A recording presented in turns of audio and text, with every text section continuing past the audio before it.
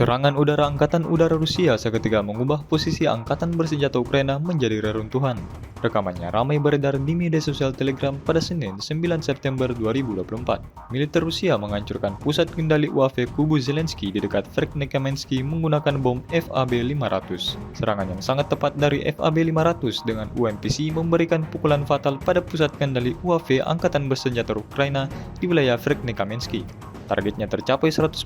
Pasukan dirgantara Rusia bekerja secara akurat pada data intelijen mengubah posisi lawannya menjadi abu. Pengendalian drone Angkatan Bersenjata Ukraina di wilayah ini telah dihentikan, sehingga memberikan keuntungan yang signifikan bagi pasukan Putin.